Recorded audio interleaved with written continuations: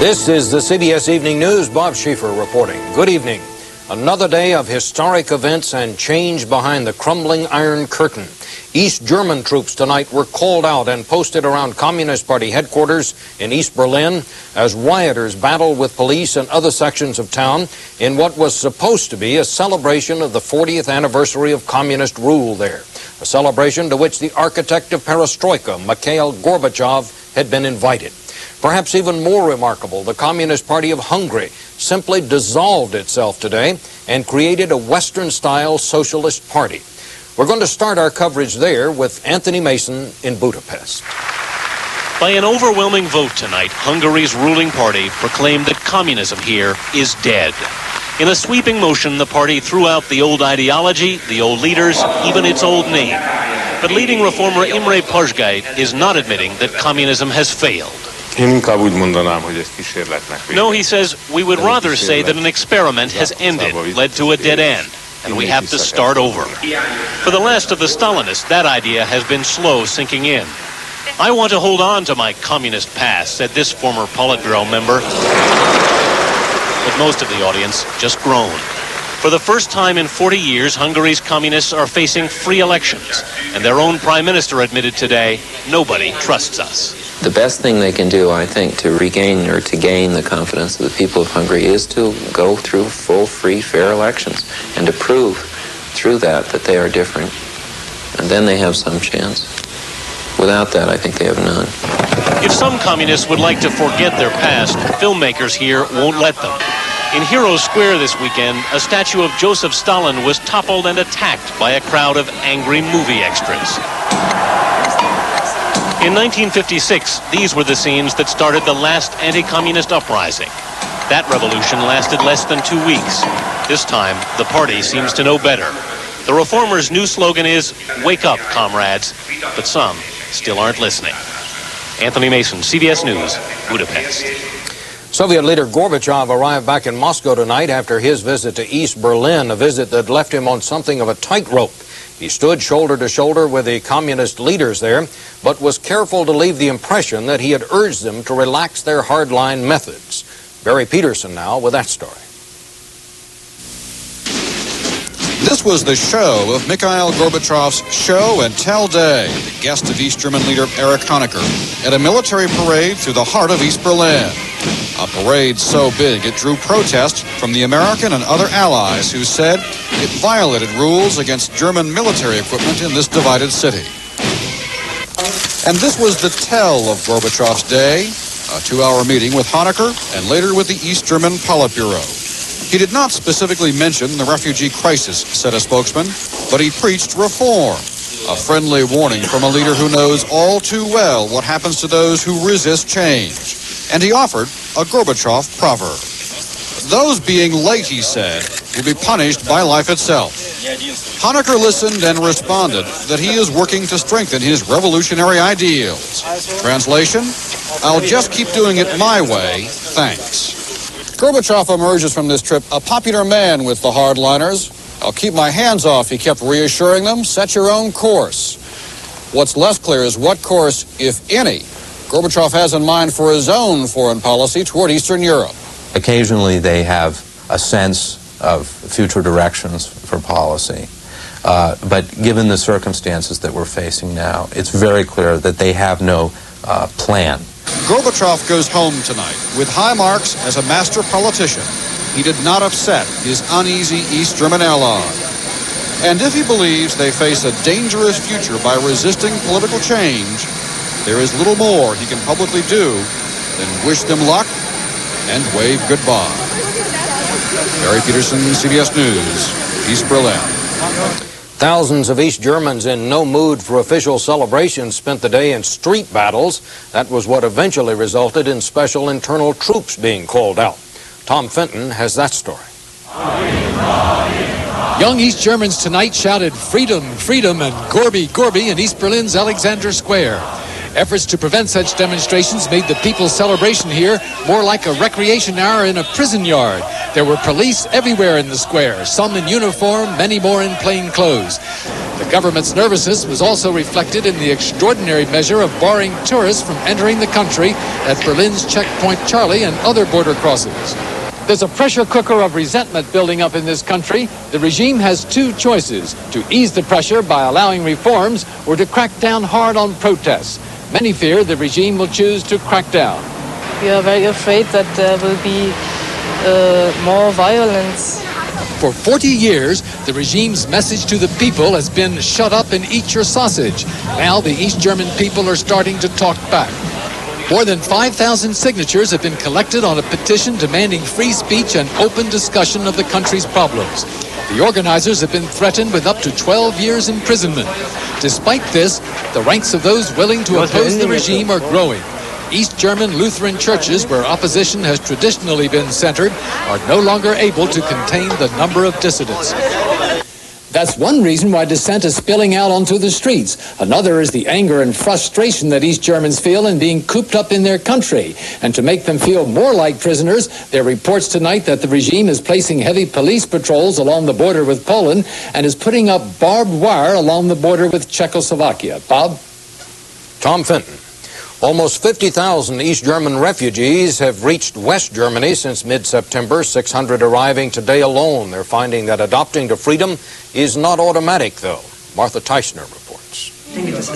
With grim satisfaction, newly arrived refugees watched their country's 40th anniversary celebrations, knowing their escape to the West this week had made a mockery of them. This is not a celebration, it's a joke. It's overwhelming, fantastic to watch this from the West. Woodcarver Bernhard Kremser crossed to the West a year and a half ago. This week's events tell him that East Germany's days are numbered.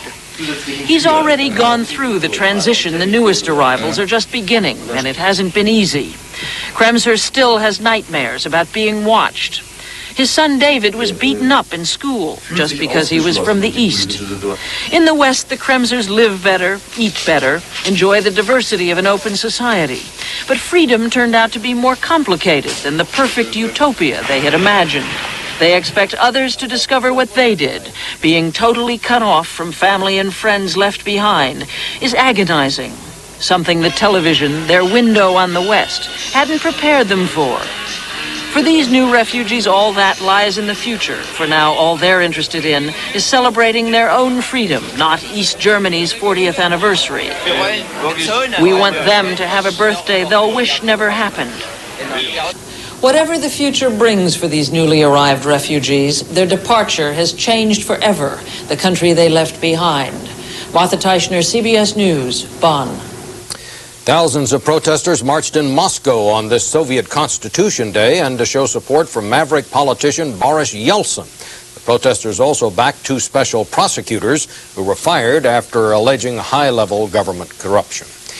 In a moment, we're going to have a report on the thousands who marched in Washington for the homeless, and later we'll talk to Senator David Boren about developments in Panama, and we'll hear from David Browning as he remembers actress Betty Davis, who died in Paris at age 81.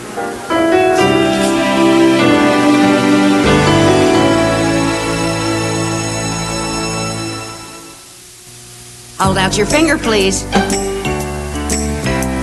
In the last year or so, millions of people have decided to have their cholesterol checked. Many of them have also started eating healthier, including foods like Kellogg's Common Sense Oat Bran, with more oat bran than any leading ready-to-eat cereal. If you haven't tried either one of these things, we'd like to recommend them. There's at least one you'll really enjoy. Kellogg's Common Sense Oat Bran. To millions of people, it's the oat bran that makes sense. You're on your way. Come on, everybody, let's go! I hate science. Look at that. Incredible Hulk and Wonder Woman. Dow has committed major funding for this traveling exhibition at the Oregon Museum of Science and Industry. If we can help turn these kids on to science today, we can help turn out world-class scientists tomorrow. Wow, let's do great things. It hurts, sinus pressure, and headache. It really hurts. Sinutab combines the painkiller and Tylenol with the decongestant and Sudafed to give you more than either one alone. It stops the pain. Sinutab stops the pain. I eat nutritious meals with plenty of fruit and vegetables. So how come I'm the one with painful gas? Surprise! Foods high in nutrition are often high in gas. But Gas X gets rid of the gas, so you feel better fast. Eat right and feel right with Gas X. From all across the country today, thousands of people converged on Washington to give voice to those in desperate need of housing. Washington correspondent Terrence Smith has our report on that. They came from all over the country, the young, the old, the celebrated, the homeless themselves, marching on the Capitol to demand that the Congress reverse the policies of the last 8 years and provide more funds for housing. The real scandal in this country today isn't the $4 billion that went to the rich and powerful who consulted with HUD. It is the $24 billion that was denied to the poor and the powerless who depended on HUD for housing. Foxes have holes, birds have nests, but too many of our children have nowhere to lay their head, and we're tired of it. The National Park Service estimated the crowd at 40,000, but the organizers who claimed 250,000 ridiculed the official estimate. Does that remind you of something? When the official estimate of homeless people in this country is about 250,000, when the reality is 3 to 4 million, something's wrong. Let's hear the cry of the poor. Organized labor brought out thousands of rank and file to join in a protest that, if it succeeds, will produce not only more housing, but more jobs as well. They go hand in hand. All needs a job in order to get a house. But in order to get a house and a decent house, we have to have help from the government. What do we want? Housing! When do we want it? Now! While the speeches and entertainment continued through a perfect fall afternoon, the targets of all the attention were found in their usual quarters, not a mile from the mall and even closer to the White House. Bob, the rally just broke up a few moments ago. President Bush is weekending at Camp David and therefore could neither see nor hear the marchers. But his housing secretary, Jack Kemp, met with the leaders and promised to devote substantially more of the government's resources to create affordable housing for the homeless. A welcome promise, but one these activists have heard before from official Washington. In recent weeks, of course, have been covering the HUD scandal as it's being investigated on Capitol Hill. Does that fit into this? Had that not happened, would the chances be better that more could be done for the homeless, do you suppose? Well, certainly, Bob, there would have been more money. Some $7 billion is estimated to have been squandered, stolen, and lost in the HUD scandal. That would have gone a long way to create the sort of solution that these people sought here today. Thank you, Terry. Whether or not catastrophic health care coverage for the elderly survives in some form will now be resolved by a conference of Senate and House members. House members repealed the legislation this week, but working late last night, the Senate refused to go along, instead approved a stripped-down version that will provide, in effect, for the government to pay the cost of indefinite hospital stays.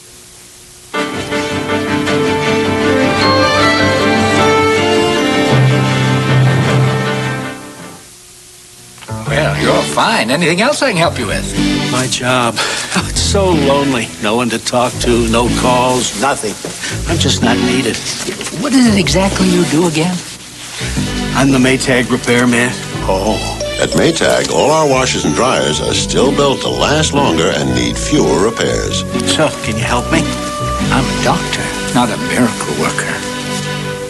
Maytag. Dependability, people. Because of high cholesterol, 1 out of 4 adults is gambling with heart disease. 1 out of 4. You can leave it to chance, or you can do something about it. Diets low in cholesterol and saturated fats can actually help reduce your cholesterol and odds of heart disease. Fleischmann's margarine has 0 cholesterol, low saturated fat. Fleischmann's margarine, because your heart is in your hands. Trofeo, Trofeo. It's a new generation and we want a new world. Sequential port, fuel injection, anti-lock brakes. Paydays come and we want a new boss. Visual information center, handles great. This Oldsmobile is not our father's. New generation for the sons and daughters. Trofeo. Tropeo. This is the new generation of Oldsmobile. General Noriega's forces continued to crack down on opponents of his regime in Panama today. They silenced a commercial radio station that broadcast a rebel communique and invoked a whole new set of laws. James Satori reports. It was headline news in Panama's government-controlled newspaper this morning. Proposed new laws to confront U.S. aggressors, but which may open the door for more repression. The 16 broadly stated measures would affect everything from banking and employment to courts and the press. Panamanian military leader Manuel Noriega called for the changes 2 days after surviving Tuesday's attempted coup. We have to kill the laws that help our enemies, he said. Noriega's opponents say the message is clear. I imagine that after the coup, he's going to take some steps in order to prevent anything else from happening. Another step, silence government critics, the most visible being Guillermo Endara, who has taken refuge in the Vatican embassy after being asked to leave the country. It would be a good thing if he goes to Venezuela, because we don't want traitors here in this country. Today, answers are still surfacing about what exactly happened during the coup attempt. Footage taken late Tuesday morning shows rebel troops parading captured soldiers loyal to Noriega at his headquarters compound, and Noriega himself outside confronting his captors, lending credence to Noriega's claim that he was never physically detained. On CNN's Evans and Novak program, White House Chief of Staff John Sununu continued to maintain that rebel soldiers refused to turn Noriega over to the United States.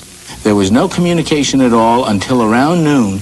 A couple of members of that group ended up talking to a senior official, senior officer of the United States, and made it clear that they did not want to give General Noriega to the United States. A usually reliable diplomatic source says members of Noriega's army suspected of taking part in or sympathizing with the attempted coup are still being purged. Noriega may have a tougher time purging those same feelings from the Panamanian people. James Satori, CBS News, Panama City. For our Washington Notebook segment, Oklahoma Senator David Boren, the chairman of the Senate Intelligence Committee, is going to join us now live from Washington. Senator, thank you for coming. Thank you, Seeing Bob. those pictures now of General Noriega out there, Senator, I just get the impression that nobody yet knows exactly what did happen down there or what transpired. Do you get that same feeling? Well, Bob, some of the facts are still not clear. There was a lot of confusion, and the fact that we didn't have communication during the coup has to do with the fact that we didn't have a contingency plan ready, even though we'd been encouraging people to rise up, even though we had been encouraging people in the Panamanian army to throw Noriega out. Yet, when this actually occurred, we didn't have enough planning to even establish regular channels of communication. It's a real tragedy seeing the crackdown now, seeing the political opposition intimidated, and I think it's a clear aftermath of what has happened. We encourage people to take action. They take action. We don't help them. It's going to be very, very difficult to get volunteers in the future. You revealed yesterday that because of some sort of bureaucratic foul-up or for some reason the CIA was not represented when crisis sessions were convened at the White House. There is also a report going around that we knew help was en route to General Noriega almost immediately after those troops started moving toward him, and yet our soldiers there didn't know what they were supposed to do about it. Yes, that's right, Bob, and that's what really worries me. We did know for some time, perhaps as long as between 1 and 2 hours, that the reinforcements were on their way, that they were going by air, landing at an airport, and then they were going to come 10 miles by land. In fact, they passed right by the American embassy on the way. We knew these were pro-Noriega forces. We knew they were the 7th Infantry. And I'll tell you what worries me about it is this. I have a very high regard for our president. He's a man of goodwill. I'm not sure he was served well in this situation because, to the best of my knowledge, no one went in at that point and said, Mr. President, these reinforcements are on the way. Here's the roads they're taking. Do we have your authority, yes or no, to block those roads and help make sure that this rebellion succeeds? I'm afraid no one asked the president that question. Now, those troops would have needed presidential permission to block those troops if that's what the president decided he wanted to do.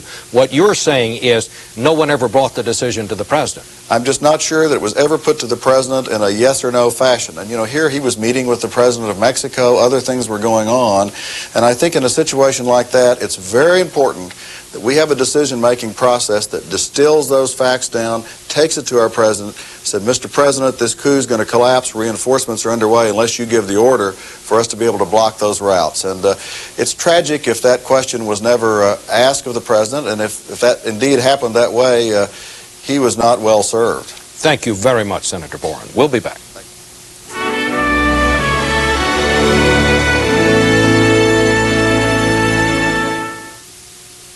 So I'm 35 now. I'm thinking healthier, and I hear about this idea. Try grape nut cereal for breakfast for a week. See how you feel about it. So I do it. Now I really look forward to the crunch. Just chewing it feels healthy. And the taste, it's not fancy, but it's really good. So here I am. I'm loving this natural, good-for-you, healthy food and feeling good about it. It's been a great week. Try Post Grape Nuts for a week. You'll find nothing feels as good as grape nuts. This is new Hellman's cholesterol free. Will I like it? It has 0% cholesterol. Will I like it? It tastes 100% Hellman's. I like it. I knew you'd like it. I knew I'd like it. New Hellman's cholesterol free with half the fat. Bring out the best. There's a motor oil that talks about quality. Always has, always will. Well, Valvoline makes the highest quality motor oil recommended by any automobile manufacturer.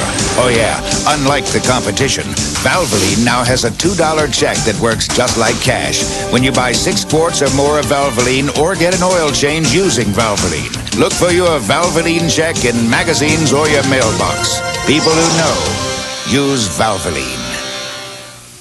Good morning. Good news. Medical experts agree today's X-Lax helps restore natural fluid balance to get you back to natural regularity. And that's a good morning for you. Today's X-Lax, the sure way back to natural regularity.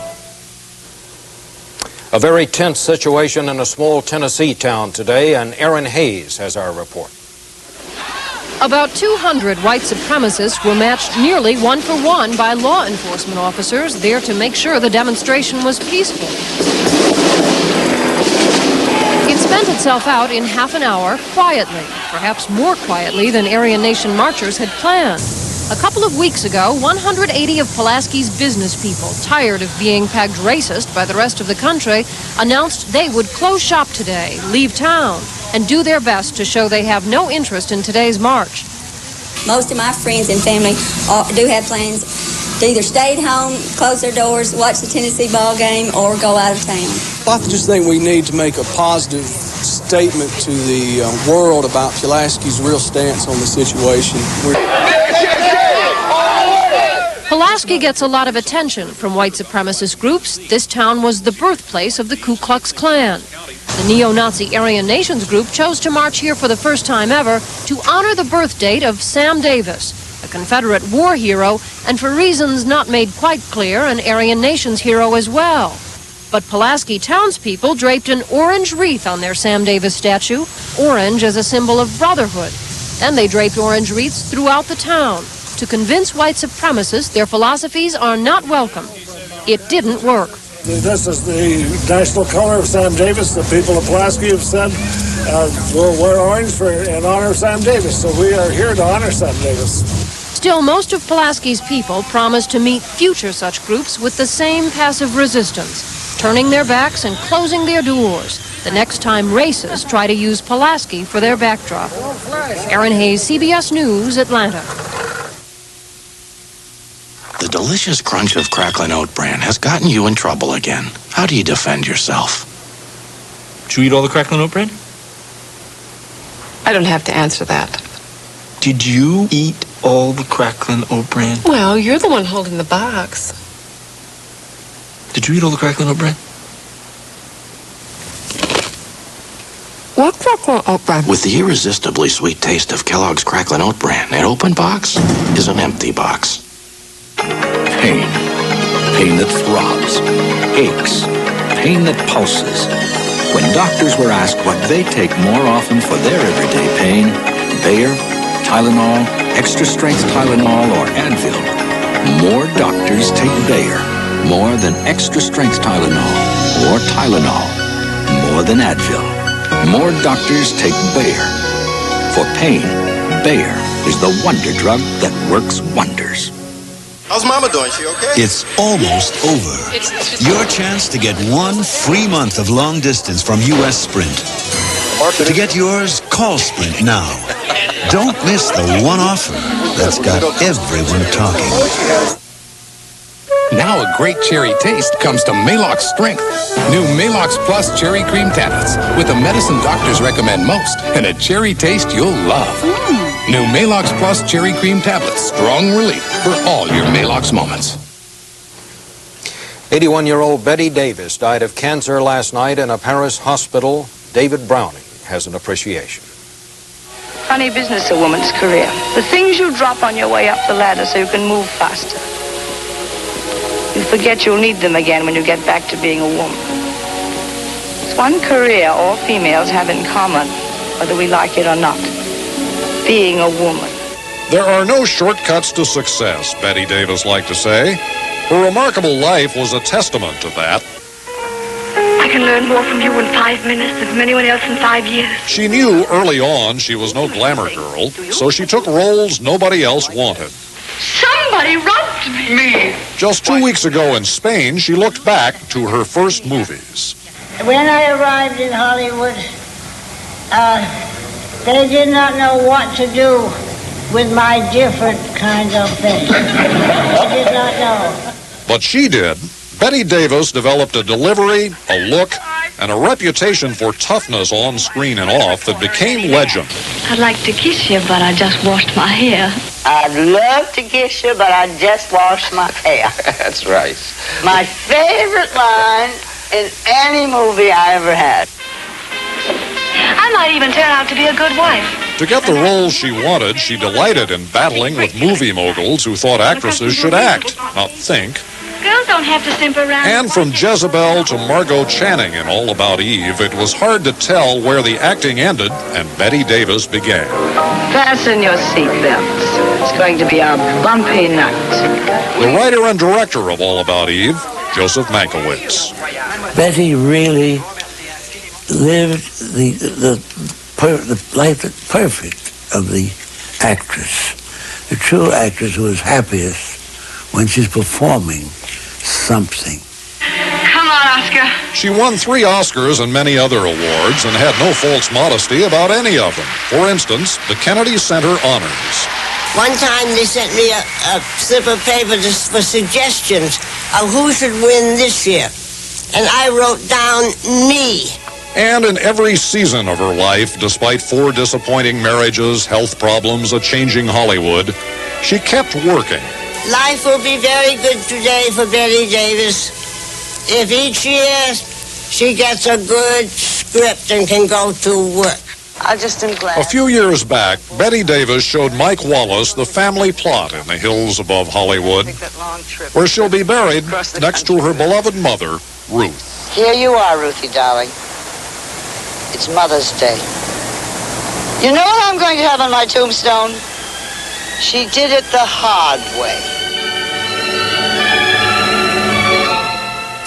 Betty Davis, dead at the age of 81. That's the news. Later tonight, an exclusive interview with Marlon Brando on Saturday Night with Connie Chung.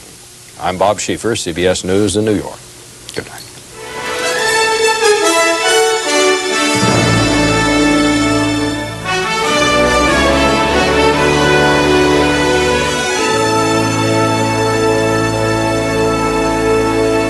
This is CBS.